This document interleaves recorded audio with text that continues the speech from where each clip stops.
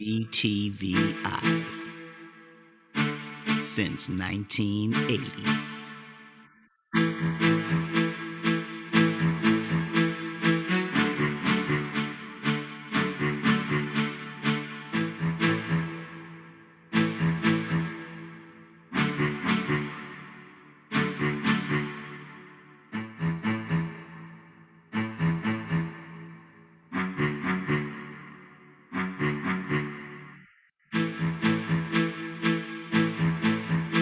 BTVI. Discover the possibilities.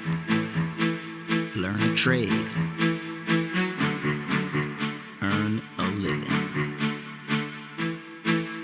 BTVI. Proud, true, blue. BTVI. Since 1980.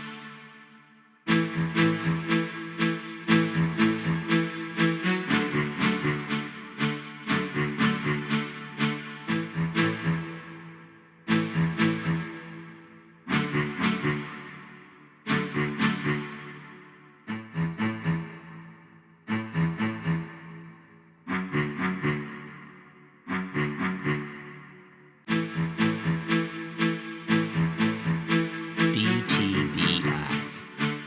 Discover the possibilities. Learn a trade. Earn a living. BTVI. Proud, true, blue. BTVI. Since 1980.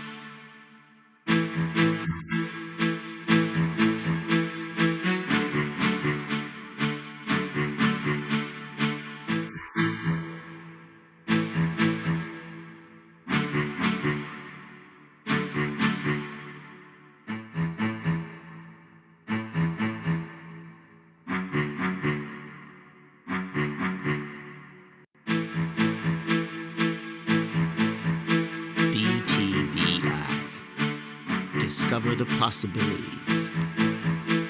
Learn a trade. Earn a living. BTVI. Proud, true, blue. BTVI. Since 1980.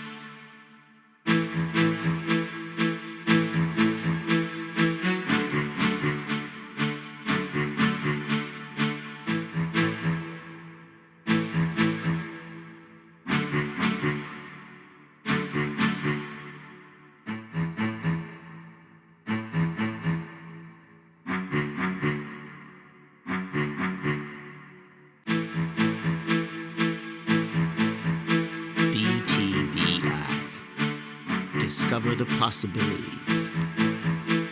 Learn a trade. Earn a living. BTVI. Proud, true, blue.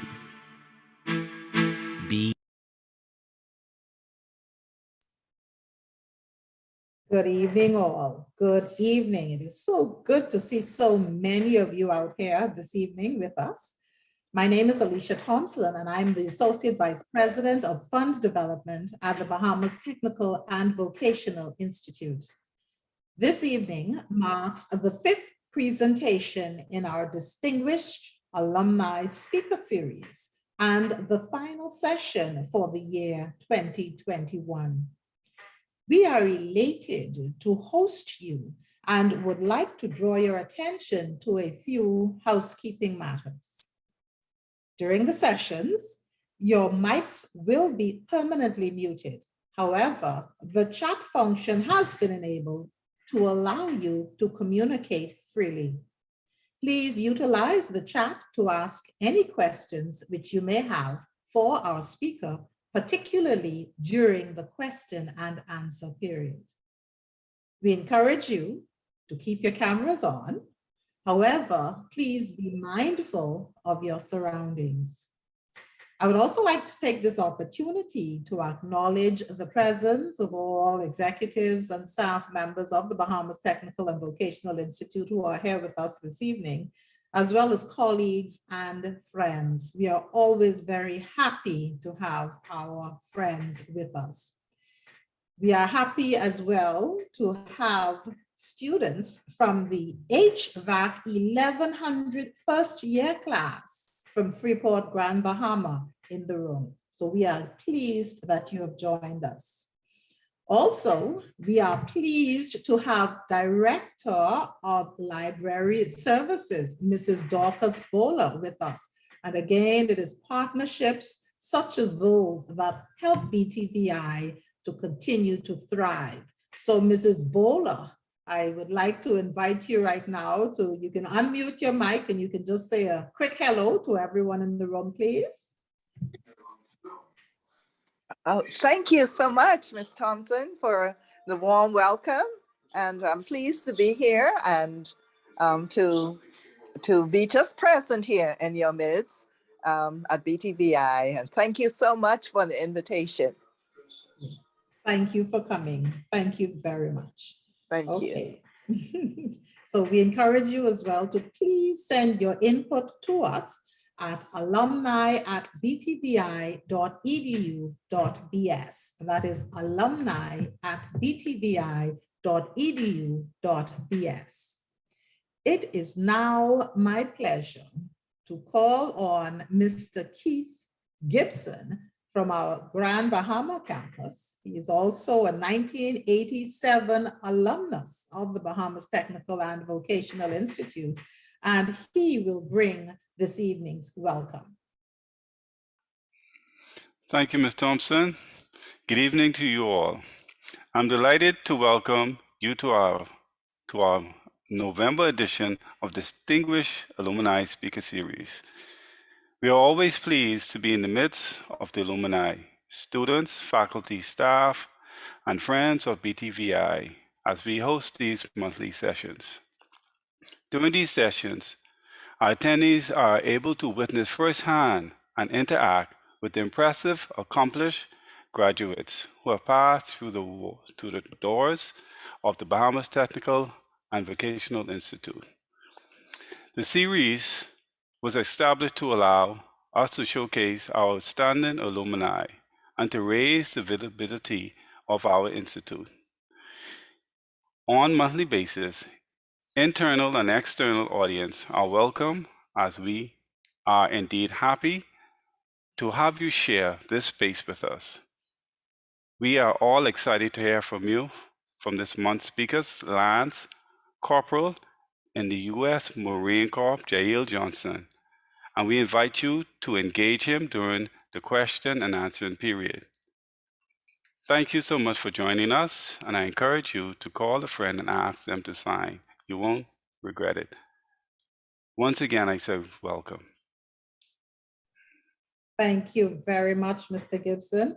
And certainly I know that everyone feels welcomed.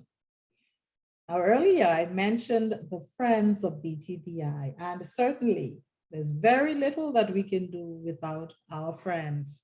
I'm sure that as children growing up, you hear your parents tell you, friends better than money. And we have certainly found that to be the case with our friends and our sponsors Aliv.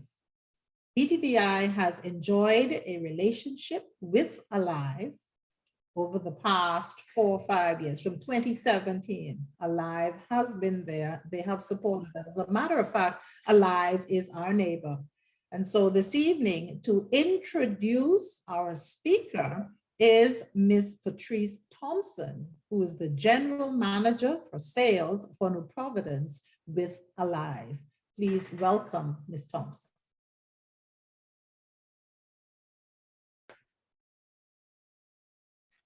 Good evening, all, and thank you for having me.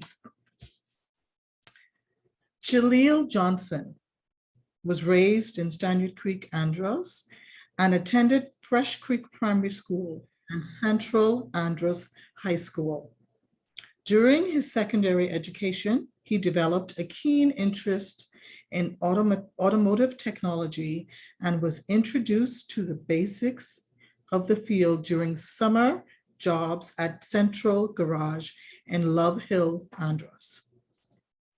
Post-graduating Central Andros High School, Jahlil migrated to New Providence, where he enrolled in the College of the Bahamas. Upon realizing the program lacked the hands-on experience that he craved, he began to search for an institution that could help him fulfill his goals of becoming an automotive technician.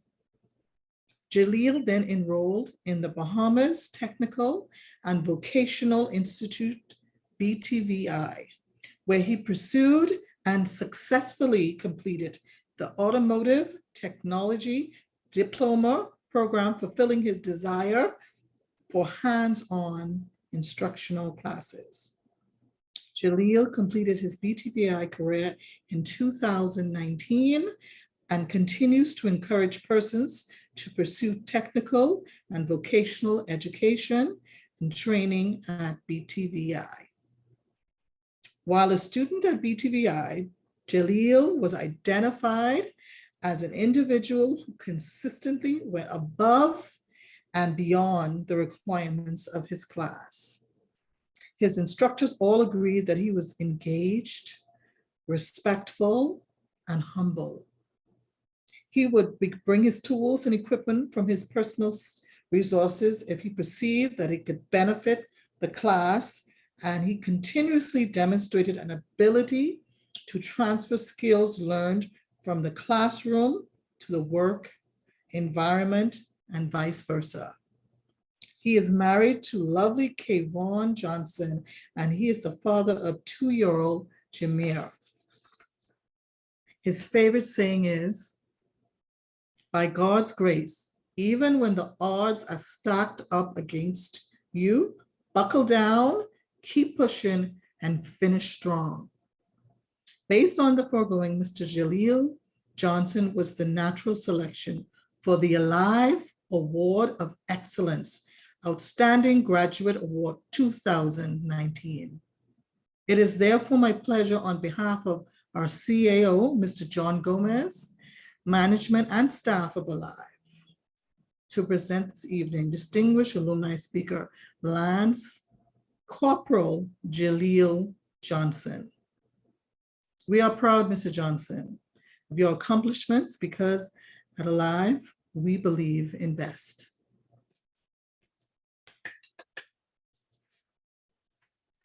Thank you. Thank you very much. Thank you. Lance Corporal, take it away. Good afternoon, ladies and gentlemen. I am Lance Corporal Jahlil Johnson. I'm still getting used to the new rank, and so I apologize if when I say Lance Corporal, sometimes I stutter a bit, because I've just been recently promoted, and so that's why sometimes it's a new thing for me. Thank you so much to BTVI, as well as Ms. Thompson, for reaching out to me and offering me this opportunity to speak. I'm humbled.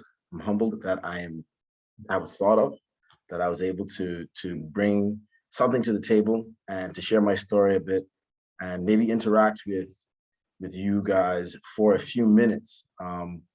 I hope not to be long. I hope to just be very brief, to the point, and give you some pointers, as well as to just express to you what my BTVI experience was. So beginning, I guess we've already said, my name is Jahlil Johnson. I was Jahlil Johnson before I became a Lance Corporal, and so Jahlil Johnson is what I go by, and that's on my passport.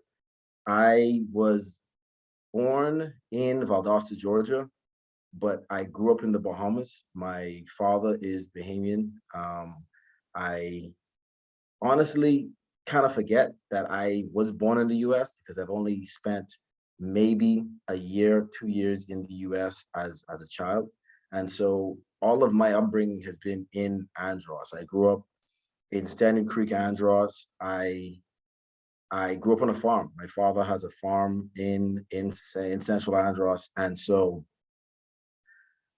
growing up with the, how should I put this, the drive, hey, you have to wake up and take care of these animals every morning was ingrained into me from the beginning, from very young. And so being just pointing back to how in the introduction was said that I brought my tools to school, it was not something that I thought was an option. It was like, hey, you come into school, you bring your tools, you bring your pens, you bring your pencils. It's the same thing. So you just bring your tools. And while growing up in Central Andros, I always had a love for heavy equipment. I always loved anything big. If it had an engine and it was big, that was something I gravitated to. And so I enrolled, or while in high school, I reached out to whoever I could, trying to find, some way of furthering this interest in the automotive, but larger automotive field. And Central Garage is where I got that experience from. I worked there as I think I was about 12 to about 15, 16. Every summer, even after school, I would, walk down there. And you may think, well, hey, he walked there. Walking in the island, and I'm not sure how many folks here are from a family island. Walking in the family island is a staple. Like, you just kind of learn to walk. It's something you either ride your bike, you walk, or you have a car. But at 14, 15, you sometimes don't have that luxury. And so every day after school, I would walk down to Central Garage, which was about maybe a mile and a half from my high school. And I would walk down there every evening and put in a couple hours of work. It'll either be maybe cleaning something. At first, I started off cleaning. Then it would be kind of, you graduated into, okay, now you can put tools away. And now you graduate to maybe you can do an oil change here and there. And I remember the first time I did an oil change, I was like, oh yeah, I made it. I'm a mechanic now. I've done it. And until you find something that's a little bit more involved than just changing oil, and you find yourself, oh, maybe I need to do a little more research. Maybe I need to learn a little bit more. And so once I graduated high school and I migrated to Nassau, I was constantly told, hey, you need to go and pursue a at least a degree, get a degree in something, go to college. And in high school, I wouldn't say I was like one of the scholars in high school. I did fairly well. By average standards, I was, a and B student in high school. I did fairly well. I believe I could have done better, but that's a later discussion for later time. But I was kind of thrusted into go to college, do something with a college degree, try to better yourself with your college experience. You will find purpose with your college experience. And there was a stigma placed around being or trying to go to a technical college. It was like, no, you need to go to a university. You need to try do something at COB, which is now UB, or try to maybe go abroad and pursue your dreams abroad. And my parents, both being college graduates, told me, like, there's nothing wrong with going to a technical school. If you think that that's what you really want to do, go. It's not about how you ran the race, is that you finished the race. And while enrolled at COB, I found myself kind of bogged down. I had become tired of, I guess, the lack of hands-on experience that I was gaining in this mechanical engineering degree program that I was enrolled in. And I remember calling my mother and I told her, hey, this is not supposed to be this difficult. It was especially around the calculus and trigonometry part of that mechanical engineering phase of the degree. And I was like, this is not supposed to be this difficult. Like, this is something I'm supposed to like. I'm supposed to like this. but I still haven't touched the engine yet. Like, what am I doing here? Like, this is not what I was signing up for. And so she told me, she's like, well, BTVI is right there. Like, you can just try it. And I was like, man, I don't know, mommy. This is not really my thing. I don't know. I still want to have the impression of, hey, you went to a college, a university, not understanding that BTVI had the same options and the same opportunities that COB offered. I was not aware of the amount of opportunities that BTVI offered. And so what I did was I reached out to BTVI. At this time now, I was also, I would say, I was maybe at about 18. I was with 18, 19, and I had met my now current wife. I had met her, and she was just finishing her BTVI degree. And so she was also in my corner, like, yeah, you need to go to BTVI. And I was like, maybe, but as the young man that I was at the time, and I still am, I was wanted to do everything to make sure that my girlfriend at the time, now wife, was happy. So she was telling me, if you don't like COB, go after BTVI. There's an opportunity there. And I jumped into the water full sail. I was like, hey, okay, at this point, what's there to lose? COB wasn't offering what I really wanted, and BTVI promised it. I was skeptical at first. I was like, COB already lied to me, and no offense to COB is, I have great friends at COB, but COB lied to me. They lied to me. And so I then, went into BTVI kind of guarded, like, okay, maybe they're gonna say this, but I'm more than likely gonna be stuck with like a lot of like weird classes that I have to do, prerequisite courses that I need to cover. And it was the first day I went to class. They were like, okay, cool, we're gonna go outside. This is the engine, we're gonna look at this. And they were teaching us the bare basics of, this is a wrench, this is a screwdriver, which I already knew. So I was just like, oh wow, this is actually hands-on. This is actually what they promised. And so what I did was I found myself in a field that I loved. And I found myself studying something that I love. And being able to study something that you love, I was able to kind of just flow into it.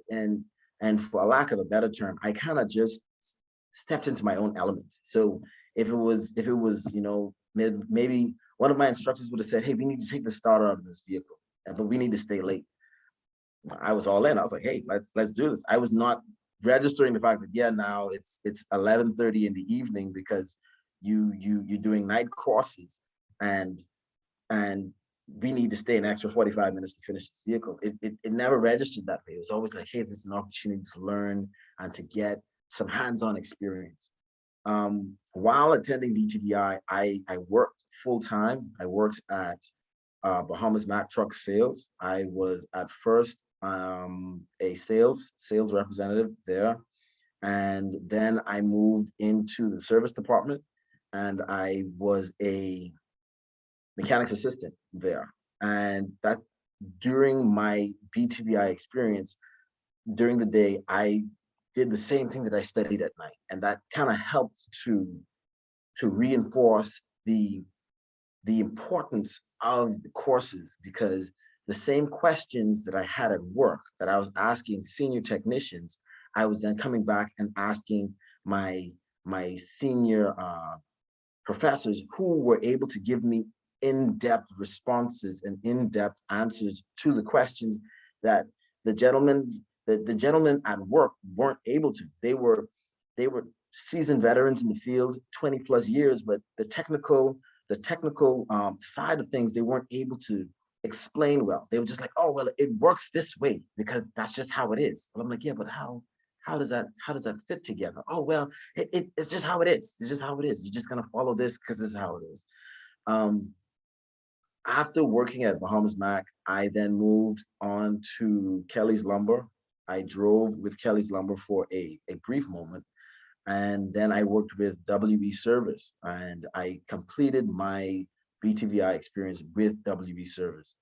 And WB Service did a great job in kind of accepting me as I was, that raw form of, okay, you were a mechanics assistant, but now we need to now mold you into an actual technician with your BTVI experience.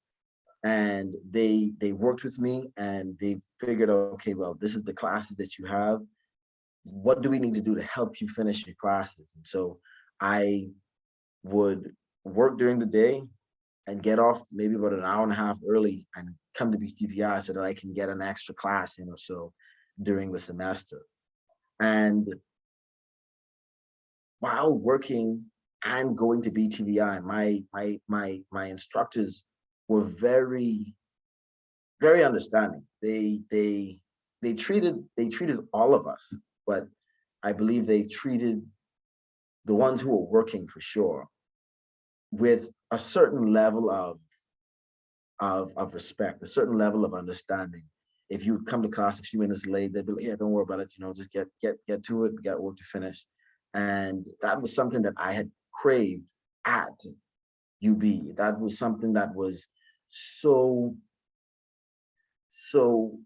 the disconnection between student and instructor at UB was so disheartening at times for me, because I was like, okay, well, I'm working and I'm coming to class, but I need an extra 10 minutes because there was traffic and I didn't get out of work on time or something.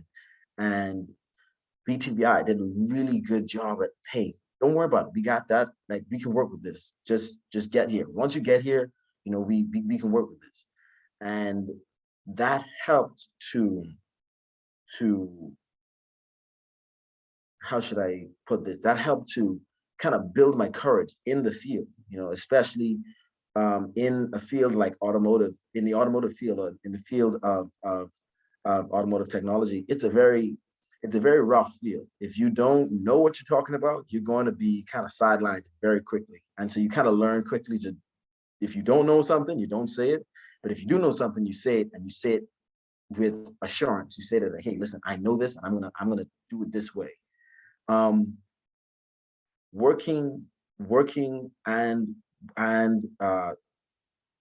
working as well as attending BTVI at the same time helped me to learn that, hey, listen, no matter what's going on, you have to continue pushing. You have to take one step after the next one.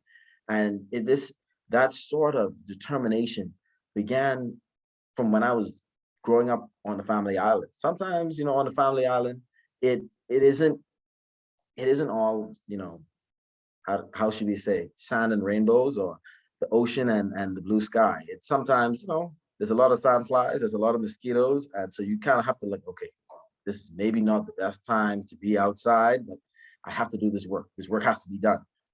And so that sort of determination was kind of bred into me from then. And then going to BTVI and being able to experience some of the wins, some of the opportunities that were given to me once there, with that background especially coming from the family islands and farming, kind of helped to create the person you see today. From BTVI's standpoint, from my standpoint, looking in on BTVI, I was like, man, I wish I could do something that would, put BTVI on the same level as COB or as UB. I was like, so many people know about UB, but so many people don't really know about BTVI and the experiences that you can get. I continued with BTVI until the end, and I guess that's how come I'm here talking now. From BTVI and from that moment when I walked across the stage, and I did not think that I was going to be chosen as anything. I was just like, okay, I graduated.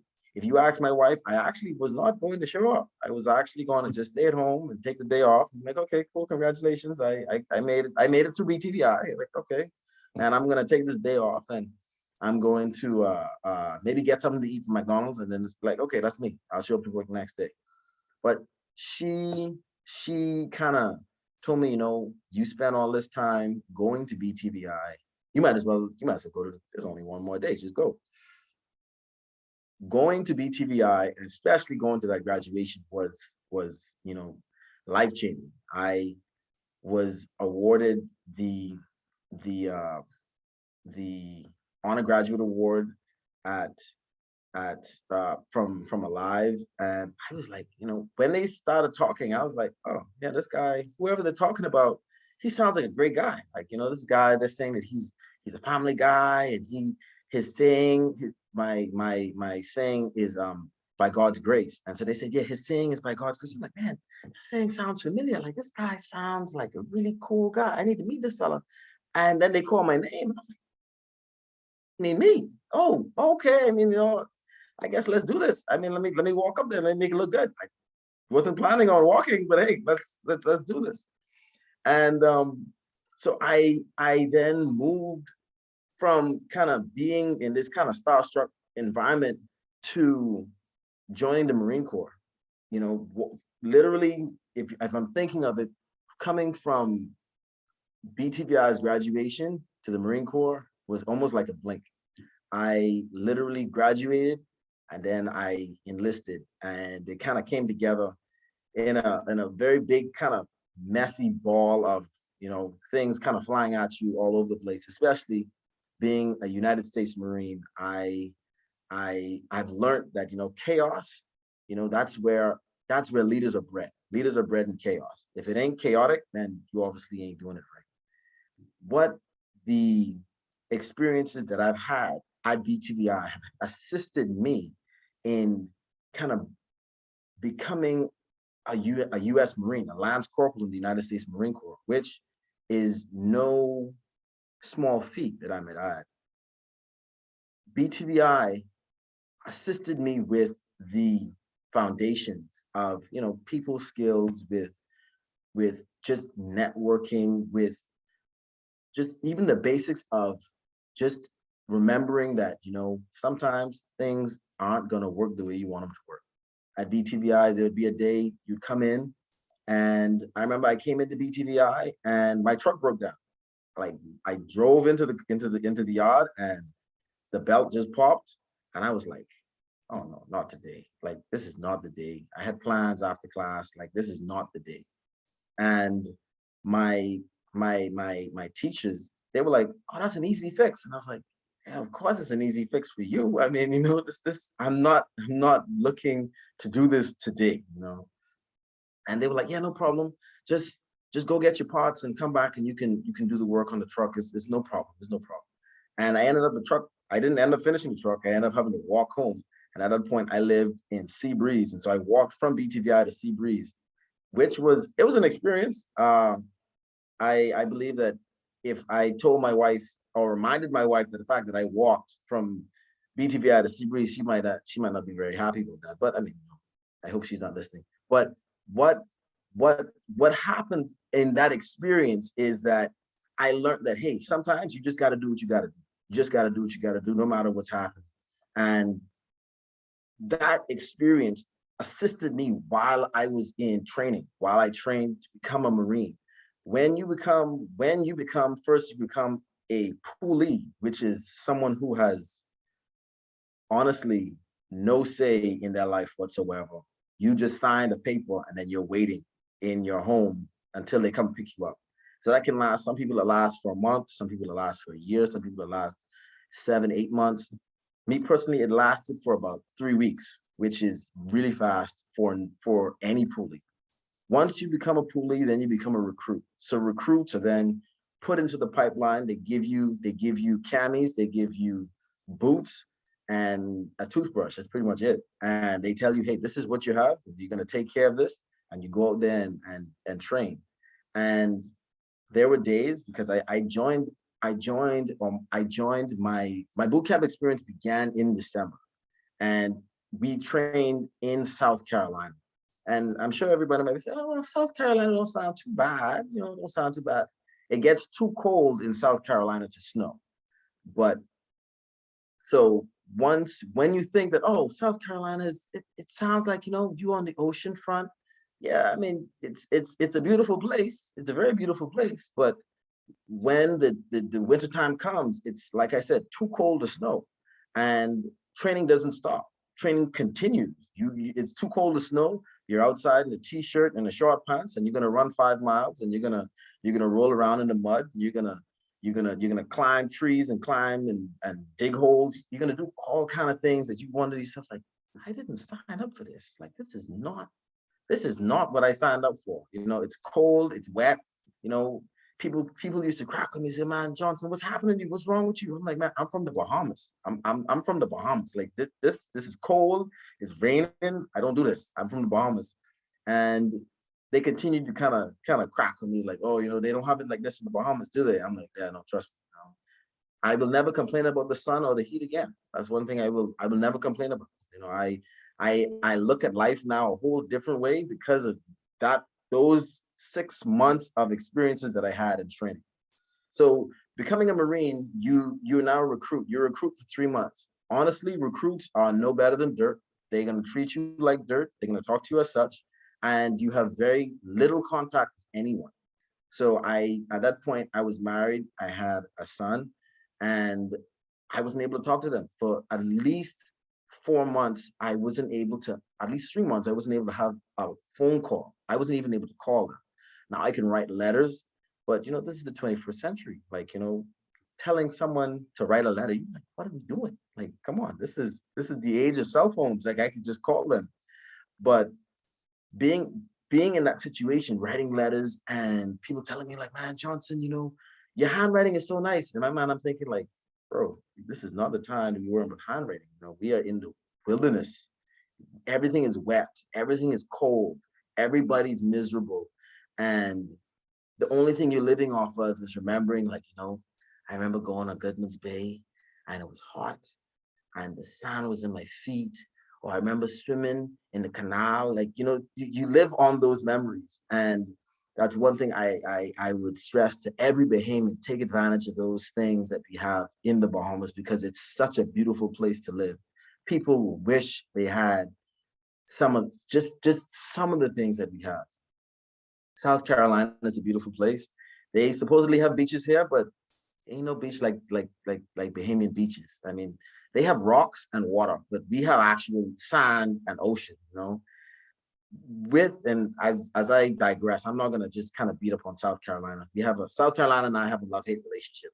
But with when you're done with your recruit training and you become a Marine, you go through a crucible, which is about 2 to 3 days of no sleep. You don't sleep for 2.5 days. You hike for maybe about 70 miles. And as you're doing this, your entire training, you carry your weapons with you. You always have your weapons with you. You are continuously in a fighting combat situation. And during this crucible, your skills are tested. And so during this crucible, they would throw things into a wartime scenario, into a wartime environment, and be like, hey, the truck didn't start, and at that point, you are a rifleman doing what riflemen do. You are fighting a war, which is simulated at that point, but you're still fighting a war. You're still shooting rounds. You're still running around trying to protect people. People are dying, or at least they're simulating that people are dying, and you are continuously engaging in combat. And they're gonna say, well, the truck doesn't start. And at that moment, I was like, this is the BTVI moment. I'm gonna make BTVI look good today. I'm gonna get this truck started, And I get there and make it happen. And then everybody's like, man, Johnson, what is this? You didn't tell us this. Like, where did this come from? And I'm like, oh, hey, I went to BTVI. You're like, what's BTVI? What is BTVI? Look, what are you talking about, bro? Like, over here, everybody kind of knows, like Georgia Tech. They know like a lot of other big names, So I was like, no, I went to BTVI. And they were like, man, hey, well, thank God for BTVI, or we'd have been walking out of here. you know. I was like, hey, trust me, I'm sure my professors would have been happy to hear that. But when they would also give us some sort of, they would give us like a maze, but it was not a maze of just you kind of walk through this maze, but you would have to create things, and like you have to build a bridge and suspend the bridge over, I don't know, let's say 500 yards, but not be able to, you're gonna have to have very few touch points because it'll be like a landmine sort of situation. And my BTVI training came into play. The quick thinking of, hey, listen, this is how two things work, you know, two gears fit together, and this is what happens. And I ended up kind of becoming they called me the old man of the group, which I don't think I'm the oldest. I was not the oldest in the group, but I became they called me Father Johnson. They said, oh, you know, you're so wise, you have so much wisdom. I was like, man, I don't have that much wisdom. Like, I'm literally here with you. We're dying together. Don't, that makes me just as ridiculous as the rest of you. But they called me Father Johnson and said, hey, you know, you did so well, you know, BTVI taught you so well, and you know, you went to college, you know. And at that point, I didn't understand it, but being in the military, a lot of kids come out of high school and go straight into the military and don't get that college experience. And what I thank my parents for is for kind of helping me to remember that, hey, you need to get a degree. No matter, the military will always be there. You will always have the military whenever you're ready. But get a college degree, get some paper to back it up. And the military is they're gonna look fondly on the fact that, hey, you started college and you finished college without the help of the government, or without the help of especially the US government, without the help of the government, you completed schooling. And I remember when I walked into my recruiting office to say, hey, listen, to finish signing my paperwork, they were like, well, we don't take BTVI diplomas. And I was like, well, what am I supposed to do? Like, I went to school, this is what I did. And they were like, well, you need to take this paper and get it verified by a company to say that your transcript and your diploma match up, and that what they're offering you, what you have earned is actually earned, and you just didn't kind of make this paper up on Microsoft Word. And so I sent my paperwork in thinking like, okay, I just need to get this diploma verified. I just need it verified. Once it's verified, good to go. Like, I can keep going. When I sent it in and I got my verification back, the diploma in the Bahamas is considered an associate's degree in the US. That's just how our education systems, I guess, differ a bit. And with your diploma from BTVI, you are automatically given an associate's degree in the US system. And so, at least with the automotive technology diploma that I have. And so once I found out that, okay, now you hold an associate's degree, so many doors open. I mean, so many doors were already open by the fact that I had finished college, period, because not many people do that joining into the Marine Corps, especially the Marine Corps. But then, and now that I have an associate's degree, there's opportunities for me to do other things. I was automatically given a promotion just because I finished college and have an associate's degree. It's automatic. You're automatically promoted. You're automatically given, you know, a little pay increase, which when you're in the dirt and in the mud, you're not worried about your pay at this point. You're just like, I just want to take a warm shower, please. Like, I just want to get the dirt off, please.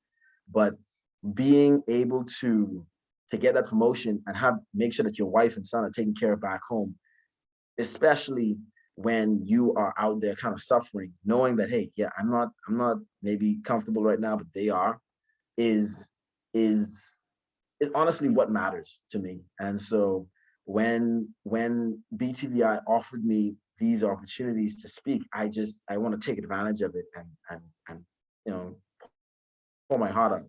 I do talk a lot, And so I don't want to sound like I'm rambling because I believe I maybe said too much already, but I just want to kind of emphasize that BTVI is kind of like a gem that no one knows about. That we have something so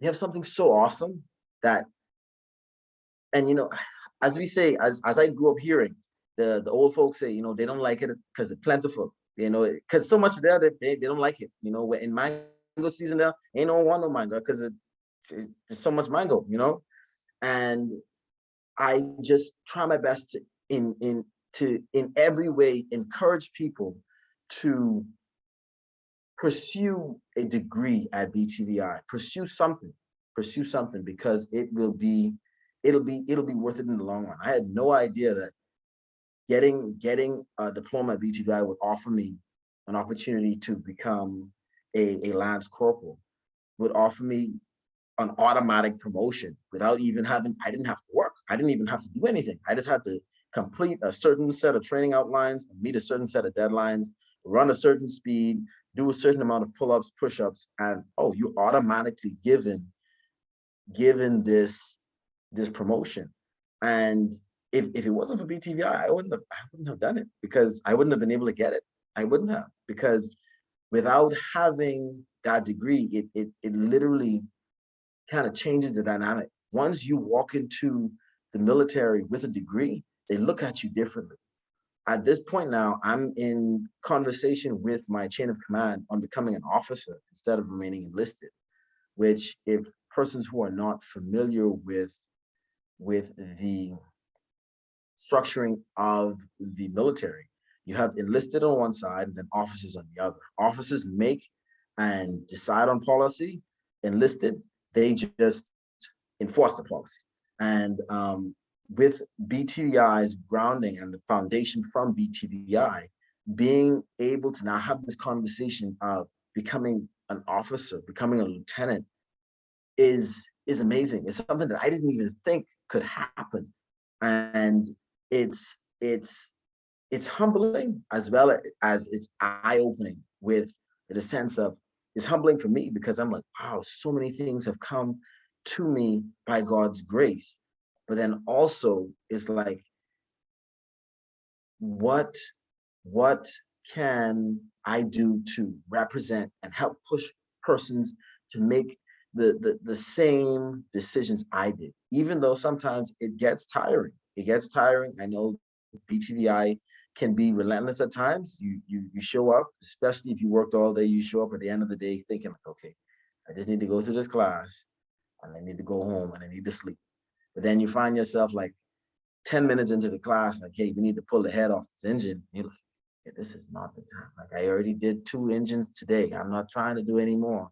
But being able to just do it that one last time, that one last time is that time that you remember forever. Is that time that you are honing those skills that you have learned in class, and honing those skills that you've learned in class, and honing those skills that you've learned even in the workplace, without going too far over time, because I know that I'm kind of maybe borderlining now here. I just would like to say, I wouldn't have gotten here without the support of my wife and my parents, and hey, without the Lord above. I honestly couldn't do it without him. But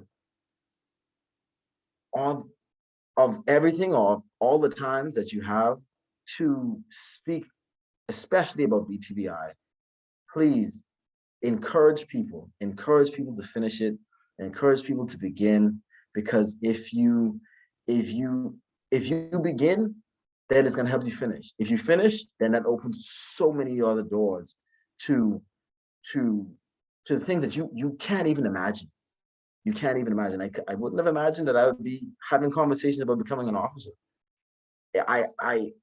I wouldn't have imagined that. I was thinking, okay, I'm going to be an enlisted Marine, which I'm just going to enforce policy. I'm just going to run around with a weapon and like shoot at things and blow stuff up, which is like, hey, come on, you know, I'm young, I can do that. But then also being able to have the experiences as an officer where you can now engage and change policy is where you change even more lives. If one moment that you can make a policy that can change the outcome of a war or even save a life, that's one life that you have now changed forever. And that's something that I take very seriously. Ms. Thompson, I know that I am maybe running over time. I apologize. I'm very excited to speak, especially with my BTVI experience. I'm not exactly sure what time would you like me to end. That's fine. So what we can do now, if there are any questions for Lance Corporal Johnson, please ask your questions, because clearly he is very passionate. Of course, we are extremely, extremely proud of his accomplishments. But as you think about a question, I have a prize. We have a BTVI item for the first person to enter into the chat. What was his nickname in training? They call him a particular thing. So the first person to enter correctly into the chat what they call him, you will get a prize. But while they are putting that, Richardson say Father Johnson. She was listening. And Tanya say old man. Oh, well, Father Johnson was the one I was looking for. So Richardson, you got a prize. But listen, as I listened to you, I thought about the jobs. You had several jobs before you went into the Marine Corps. Yes, Did you always want to be a Marine? That's my first question. Yes, ma'am. I always wanted to be a Marine. Growing up, I had aspirations to be an Air Force pilot. After going to COB and kind of being scared by the calculus and the trade classes that I had taken there, I figured, like, you know, this may be the calculating that would have gone into being a fighter jet pilot might have been a bit something that I was not interested in doing. Let's put it that way. And so I always wanted to be a Marine. I just decided, hey, maybe the Marines were the better option for me at the time. So then what do you say to people who say, listen, what do you say to some of the students who may be listening, or some of the friends of BTVI who want the end goal? They want to achieve the end goal, but they're really not interested in all the in-betweens. So it's just, let me just graduate, let me just go straight into the Marine. What is your advice to young people based on your journey? Honestly, my first and foremost thing I would say is plan, have an idea of what your end goal is. Once you have that plan and you are sure, okay, this is where I'm trying to go, then become an expert in your field in your own right. Do your best to read up, do as much extracurricular activity that you can that will go along with your plan to help you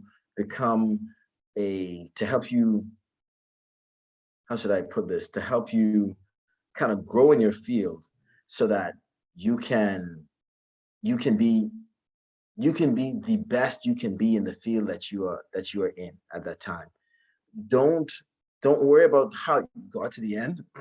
Excuse me. Don't worry about how you got to the end. Worry about the race. Worry about, okay, you're running by yourself. With the Marine Corps, there's a whole lot of competition. Everything is a competition. You're always running against someone else. You're always trying to be the better Marine. You're trying to fight harder. You're trying to shoot better. You're trying to run faster. But then what you have to also remember is just run your race. If you run your race, one foot after the other, yes, you get tired, but you become, you kind of get a runner's high. You just kind of just run and you find yourself like, hey, yeah, 10 feet behind me, I thought I was going to die, but I'm still here. So maybe I could do another 10 feet. And just make that plan, honestly, put God first, especially, and work on oneself. Try build up yourself so that you can offer something special once you are completed, or even if you're not completed yet, once you are prepared to offer something, make sure you have something that no one else has. Make sure that you offer that. I see that Keith Gibson is trying to be trapsy. He said, you from Andros and now you're living in the US. Can you still catch crabs? Of course I can still catch crab. I mean, that's in my blood. Like I can't forget that. I have a question. You know, there's a local song, Bush Mechanic. So Yes, what ma'am. do you say to the people who say, listen, you talking about you going to school and you bragging about BTVI and diploma and all these kind of degree and thing. Listen, why we just don't I like one like me, I won't know any better, right? And they always say women get gypped because the mechanics or the bush mechanic tell them anything, charge them all kind of money. Once the car could drive out the yard, be straight. What do you say to people when they say, man, look here, I just won't be a bush mechanic because I only want to make a couple dollars and that's the end of that. Why not just stop at being a bush mechanic? Honestly, there are a lot of bush mechanics. Like there are a bush mechanic, for lack of a better term, is someone who just bought a pack of $20 tools and said, hey, now I as a mechanic, I can fix this. Honestly, you think, hey, the $10 you can make being a bush mechanic per job that you do is money. If you feel like, oh yeah, I can make $100 and service a car. Once you become a technician and once you've completed BTVI, you are now an expert in your field. You have now mastered the craft of, when it comes down to transmissions or it comes down to engines, it comes down to the braking system. You have now proven to not just yourself that you can do it, but you have now proven to the world that, listen, I'm an expert in this field. And don't get me wrong, bush mechanics, we still need bush mechanics. We still need someone to break it so that the technician can actually fix it. But pursue BTVI, pursue a degree in the field that you love, because it will. Now, because I've already done 2 videos on it will give you the opportunity to. It'll give you the opportunity to. How should I say this? To make even more money. The $10 or $11 or $12 you think you can make an hour being just a normal bush mechanic. I kind of did this in my backyard for 10 years. Actually turns into being distance of the total span into being a $20, $25 an hour job, because now, hey, you went to BTVI, you have a degree, you have paperwork backing up the fact that, yes, I do know this. And honestly, just pursue that and don't look at the small things now. You look at, oh yeah, I'm making $10 now. Think about the $25 an hour job, $30 an hour job, future. That's what I would say to the bush mechanic. I have another question for you. Why did you not give up? You had many opportunities to give up, many opportunities. Why? Honestly, I guess I have to say that my parents were big influences on me when it came down to, if you said you're gonna do something, you're gonna stick through it, you're gonna finish it. There were many times. There was an opportunity. There was a time where my truck broke down. I didn't have a vehicle. I kind of had to spend a semester walking to and from class, catching rides from work to class, and I could have given up. I could have been like, hey, this is too hard. I'm gonna take a break. I'm just gonna work. I'm gonna be a bush mechanic. I'm just gonna sit down and say, well, yeah, I did 3 semesters, but I didn't really finish it. But like, I kind of understand it. So like, bring your car to me. And my parents were very big on, hey, listen, if you're gonna say you're gonna do something, you need to finish it to the end. And honestly, I could have. Honestly, why I didn't, I believe mostly it was God kind of helping me to remember that, you have other things that you want to do in life, but if you give up now, then you haven't proven to anyone that you can do anything. So, finish this first and then move forward. There's another question. Where do you see yourself in 5 years? 5 years, that's a difficult question. In 5 years, I will be just completing my first contract with the United States military.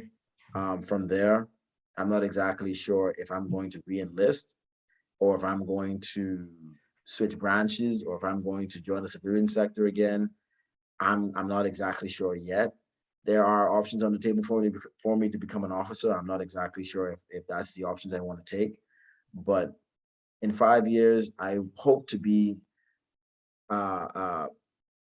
a happy married husband with maybe another kid. That's as far as I can say for now. You spoke about the stigma surrounding technical vocational education and training. So Yeah. what do you say to parents? Because I saw a comment, shout out to your parents, and people are constantly in the chat saying, oh, your parents did a good job. They reminded you of the most important things. What do you say to parents? What do you say to persons who are inclined? What do you say to Director Bola, although I know that she knows, but what do you say to the other persons who would frequent the public libraries? And everyone wants to be a doctor, everyone wants to be a lawyer. So what do you say to them to say, man, look here, ain't nothing wrong with technical education? Yes, ma'am. Now, honestly, I was a part of that crowd. I was a part of that crowd where I wanted to be the engineer, which that's still an aspiration of mine. But I wanted to be this engineer. I wanted to, build bridges and, walk around with a clipboard and a hard hat. Yeah, I'm the engineer on job sites. I'm in charge. And then I found out that, the engineer still has a car, and the engineer car breaks down. And if the engineer doesn't know how to fix his car, he then catches the bus to work just like everybody else. And that was a humbling experience when I found out that, needing to have the blue collar jobs, the people who actually make the world turn. Don't misunderstand. Doctors are important. Lawyers are important. Becoming one of those persons that are kind of in that arena is important. But being the people who keep the world moving. That's HVAC. That's mechanics. That's cosmetologists. The people that keep the world actually moving are the people who have technical jobs, the people who have technical degrees, who have technical experience. And that's you how should I put this? You gain so much by understanding that. Once you understand that the people who actually make the world turn are the ones who get dirty, the ones who aren't afraid to kind of get grease under the fingernails. Those are the people who change a lot more lives in the sense of people-to-people interactions. And that's something that I hope people can see, right? And that's something that I want people to understand, because the stigma of, oh, you enter technical school, so you might just be kind of slow, so you don't understand, so you just kind of picked up tools. Now, that's actually not true. The people who create the jets that fly around my base now are technical people. Yes, they maybe went and honed a technical field, and they made that and polished that into building fighter planes that fly thousands of miles. But if you don't tighten one screw, that plane falls apart. It only takes one. It only takes that one screw for that plane to fall apart, that one bolt, that one rivet, I'm just a technician. I'm not really that important. I only went to technical school. People are trying to find technical people. Technical people are what companies are fighting for. People, when I walk into an office and say, listen, I have a technical degree, people are like, well, when do you want to start? When do you want to start? How often can you work? Where are you stationed? Can you work on the weekends?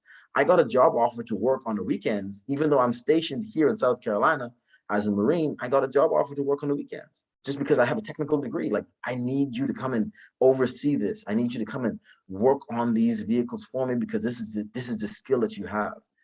And don't listen to the noise in the market. Just honestly follow your dreams. Honestly, that's my opinion on that one. I see another question. if there is one bit of advice, what one bit of advice would you give to the persons who are listening? I know it's hard, but if there's just one bit of advice. One bit of advice I would say, stay true to yourself. Stay true to yourself, follow your dreams, and things work out for people who are, honestly, as we say in the Marine Corps, real. People gravitate towards real. People gravitate towards people who are honest. And things generally, if not always, work out for the better for people who are honest, people who are true to themselves. That would be that one main thing that I would say to always be. I saw another question. How did those seasoned mechanics respond to you? Because you told us, there's some people who just do it, rote fashion. Yeah, but they tell me put this and join that with that, and that's what you do. Don't ask me why. How did they respond to you? I mean, did you get respect or did you get resentment? Honestly, I got a little bit of both. When you are, a 21-year-old coming into a field with men who've been doing this for as much time as you've been alive, they're automatically to be like, who do you think you are coming in here telling me to change this way? And I'm like, I honestly just had to remain humble. I had to just kind of be like, yeah, I know that I'm new here. I'm new, but honestly, you could save time doing it this way. And I've honestly, maybe been called a few things other than a child of God, but I just remain humble. And once you remain humble, they notice that, hey, he's just trying to help. And I see our academic dean, Dr. McPhee, says skills have become the new currency in the job market. She's so correct. There's one other thing, give you an opportunity for a humble brag. Can you tell us that one thing? You got your opportunity to humbly brag. What is that one thing that you're extremely proud of? That one thing. I would honestly say one thing that I'm extremely proud of is completing BTVI. I think that's the stepping stone. Once you've completed that first step, then it's just like, well, hey, everything can be easy. Like it wasn't that hard. And in retrospect, thinking back, it wasn't that hard. Like I could do this again. And you can always ask anyone in my office, hey, Johnson, what's Johnson always talking about? Well, he's talking about school. He's talking about studying. He's talking about BTVI. And I mean, hey, I'm not by any means, this ain't a script. I haven't been told like, oh, you're going to say this. Nah, it's honestly, it's the truth. It's the truth. BTVI was my biggest, and I guess something that I just can't ever forget. That experience stood out to me the most in my lifetime. Thank you very much. And you know what? We at BTVI are very grateful for Mrs. Johnson, because it sounds as if it wasn't for Mrs. Johnson, you may not have really taken a second look at us. And thank you, Mrs. Johnson, for insisting that he came to graduation, because I don't know how I was going to explain to Aliv or to anybody else if the recipient was not there. And so Mrs. Johnson, and for those who attended the graduation, Mrs. Johnson was fat. Not that she was overweight, but at that time, the mayor wasn't born as yet. So she was there rolling into graduation behind her husband. So Mrs. Johnson, thank you so much for being that inspiration. And, Mrs. Johnson is also an alum. We're very happy to hear that. And I saw Garnell Kemp. Garnell Kemp is also an alum. Garnell was speaking about her experience in technical school. And so please, alumni association leaders, make note of these names that you're seeing, because you're going to have to call on them to enlist them. So thank you so much, Lance Corporal. At this time, we are going to call on Mr. Tanya Miller, who is a 2007 and a 2012 alumna of BTVI, and she will bring our thank you for the guest speaker as well as alumni news updates. Tanya. Thank you, Ms. Thompson, and good evening, everyone. What an inspiring presentation. Each month, we are pleasantly surprised and equally as proud of the accomplishment of our alumni. Lance Corporal Jahlil Johnson has demonstrated that BTVI is well on its way to fulfilling its mission to enable individuals to be not only economically independent, but also globally competitive. Lance Corporal Jahlil Johnson, your recount of your journey has been an inspirational, and you have proven that through humility, perseverance, and abiding in faith in God, we can achieve a success, no matter how humble our beginnings are. We at BTVI are proud of you.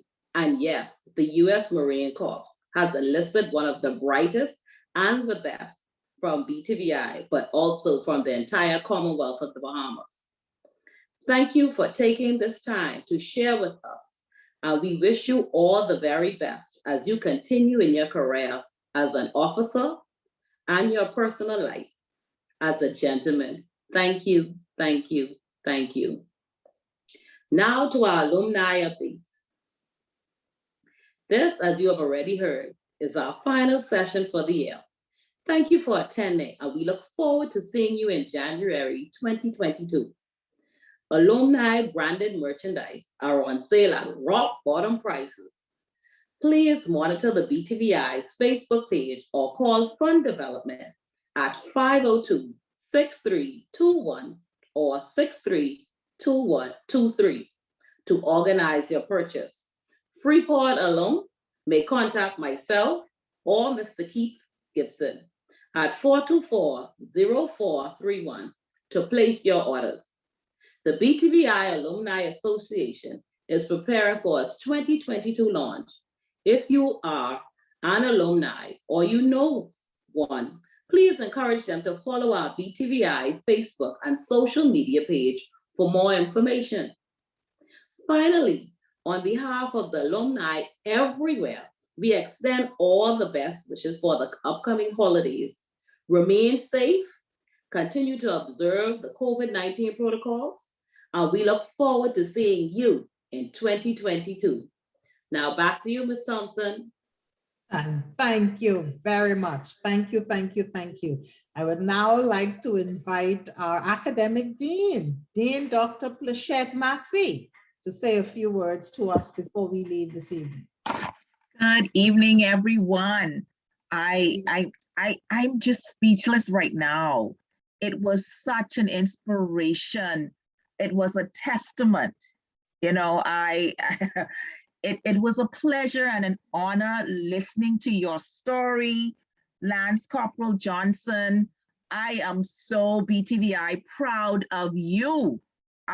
Oh my goodness, you did my heart well this afternoon. Sometimes we question ourselves, you know, we try to figure out if we're getting it right, if we're meeting the needs of our students who are our clients. And listen, you gave that testimony tonight. And so I will be sure to share it with the faculty, to share it with VP Davis, to share it with academic affairs. I am so proud of you. You've inspired us all tonight. And I know everyone in this space will agree. I'm inspired. As old as I am, I'm inspired to go after my dreams. And so keep on keeping on.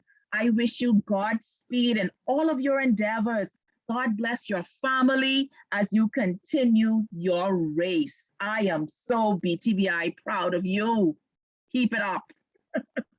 Good night, everyone, and be safe. Thank you very much, Dean Dr. McPhee. And again, I could not have said it any better than that. Lance Corporal Johnson, we are proud of you. Listen, this going viral. So viral it will go. It's going to be uploaded to YouTube. It's going to be uploaded to YouTube. So we encourage you, please, to monitor YouTube. And of course, continue to monitor the BTVI Facebook page. Again, we want you to continue to be safe. This is our final session for the year 2021. We will be right back here, God's willing, in 2022. So continue to be safe. As Tanya said, continue to observe the COVID-19 protocols. We look forward to seeing you next year. Continue to be BTVI strong. Thank you for coming.